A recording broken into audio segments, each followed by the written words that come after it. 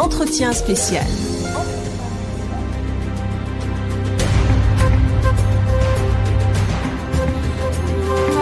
Mesdames et messieurs, bienvenue dans ce numéro de Focus. La 22e édition de la Coupe du monde de football a débuté dimanche dernier au Qatar. Les représentants africains et arabes ont connu des fortunes diverses lors de la première journée de la phase de groupe de ce mondial. Pour faire un bilan de cette première journée, nous avons avec nous un grand nom du football africain. Ex-sélectionneur du Cameroun, Togo, la République démocratique du Congo et d'autres nations africaines, il s'agit de Monsieur Claude Leroy. Monsieur Claude Leroy, bonjour et bienvenue sur Radio Algérie Internationale et merci d'avoir accepté notre invitation. Bonjour. Donc Monsieur Claude Leroy, ma première question bien sûr, donc vos impressions déjà sur les premiers matchs de ce mondial Qatar 2022. Moi je trouve qu'il est syncopé, il est passionnant, il est truffé de surprises. Un seul petit regret pour le moment, c'est que les équipes africaines n'aient toujours pas marqué de but. Même si en termes de qualité de jeu, elles ont montré beaucoup de choses. Par contre, en termes de résultats, c'est insuffisant. Mais je trouve que c'est un duel qui est bien parti. Justement, vous avez anticipé ma prochaine question concernant les représentants arabes et africains qui ont connu des fortunes diverses. On va commencer bien sûr avec les représentants africains du continent africain. Défaite pour le Sénégal face aux Pays-Bas, le Cameroun également contre la Suisse et match nul pour le Maroc et la Tunisie respectivement face à la Croatie et le Danemark. Déjà, comment vous avez trouvé le rendement de ces équipes africaines ? Mais moi je trouve, c'est ce que je vous disais, je trouve qu'en qualité de jeu, on voit que le football africain a énormément progressé. Il n'y a plus du tout de différence. Ils peuvent lutter à armes égales au niveau tactique, au niveau technique. Par contre, en termes d'efficacité, il y a un petit déficit pour le moment, même si les performances de la Tunisie face à la Croatie et du Maroc sont des bonnes performances parce que c'était pas évident de rencontrer pour le Maroc la Croatie et pour les Tunisiens le Danemark.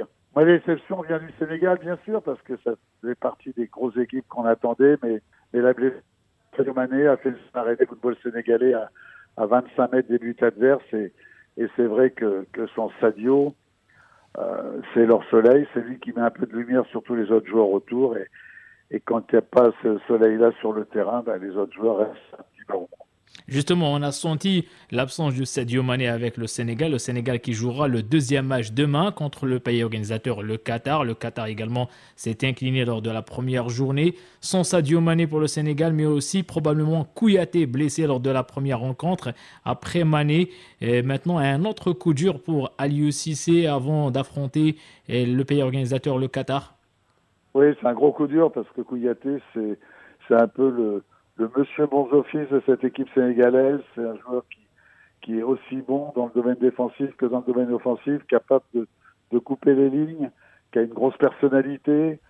Donc, c'est vrai que l'absence de Sadio coûte déjà très cher. Et puis, il faut savoir que le Qatar, dont les gens ont un peu souri bêtement après leur première piètre performance, ils valent beaucoup mieux que ce qu'ils ont montré.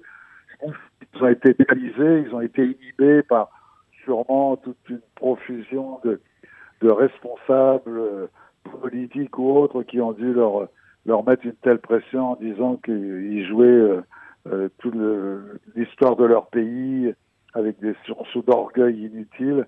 Et je pense que les joueurs n'ont pas montré leur qualité. C'est pour ça que ça sera plus compliqué pour ce deuxième match parce que je suis sûr que les Qatariens vont montrer beaucoup plus de qualité au deuxième match qu'ils en ont montré pour le match d'ouverture. La sensation de ce premier tour, Monsieur Claude Leroy, c'est la victoire de l'Arabie Saoudite face à l'Argentine de 8-1, mais aussi une victoire du Japon contre l'Allemagne. C'est le mondial de surprise jusqu'à présent. Oui, mais bon, vous dites la sensation, mais si vous avez suivi les émissions auxquelles j'ai participé la veille, l'avant-veille d'Arabie Saoudite, Argentine, j'ai annoncé à tout le monde qui suivent bien les résultats. Là aussi, tout le monde regardait. Les gens ne se rendent pas compte que l'Arabie Saoudite, c'est un pays de football, avec des grands clubs, avec beaucoup de monde dans les stades, avec souvent des affluences de 35 personnes. Et puis avec un super entraîneur. Et quand un super entraîneur peut travailler pendant 2 mois, bien préparer ses joueurs pour le Coupe du Monde, voilà, le problème c'est pas le temps qu'on passe, c'est la qualité du temps qu'on passe. On peut passer beaucoup de temps, mais s'il n'y a pas la qualité chez l'entraîneur, ça changera rien du tout. Les progrès seront pas évidents, alors que avec Hervé, l'équipe elle est arrivée super bien préparée physiquement, mais super bien préparée techniquement et tactiquement. Vous avez parlé de Hervé Renard, l'Arabie Saoudite sur la conduite de Hervé Renard. Il a travaillé avec vous, monsieur Claude Leroy, vous le connaissez très bien, 2 fois champion d'Afrique avec la Zambie et la Côte d'Ivoire. Il fait un très bon travail à la tête de cette équipe saoudienne. Vous êtes content pour lui, c'est de voir, on peut dire, votre élève arriver à ce niveau-là? Je disais que l'élève a des parfaits et que, bien évidemment, je suis très fier de ses résultats parce que on est resté très très proche. On sera à Noël et au jour de l'an à Dakar. J'étais follement heureux de son résultat. Selon vous, monsieur Claude Leroy, le pays africain ou le pays arabe qui a plus de chances pour passer le cap de deuxième tour et pourquoi pas atteindre un tour très avancé dans ce mondial? Je dis que la Tunisie et le Maroc ont fait quand même probablement le plus difficile pour entrouvrir la porte, que l'Arabie Saoudite est bien placée. Et puis, j'espère que le Cameroun et le Sénégal vont réagir. Rien n'est perdu. Ça va être compliqué parce qu'une défaite pour les matchs, c'est jamais bon. Mais rien n'est perdu pour les qualifications. En tout cas, moi, je souhaite que le maximum d'équipes et du monde arabe, qu'ils soient africains ou moyen-oriental et d'Afrique subsaharienne, qu'elles passent pour le tour suivant. Une dernière question, monsieur Claude Leroy. Vos favoris pour ce mondial, vous avez vu quelques matchs. On a vu l'Espagne avec une jeune génération hier qui a battu facilement le Costa Rica 7-0. On a vu la France, les champions du monde, qui ont battu l'Australie 4-1. L'Argentine qui peut revenir, il reste encore 2 matchs. Les Pays-Bas, Bien selon sûr, vous, bien qui sont les favoris pour décrocher ce trophée mondial, le premier dans un pays arabe? Moi, je verrais Angleterre, Brésil, France et Espagne. Les 4 favoris pour le dernier carré de ce mondial, selon vous? Pour moi, oui. Je pense que ce sont les équipes les plus cohérentes et les plus structurées. Mais bon, en général, je ne suis pas forcément le meilleur des pronostiqueurs. Un dernier mot, monsieur Claude Leroy, concernant bien sûr ce mondial, l'organisation, les infrastructures.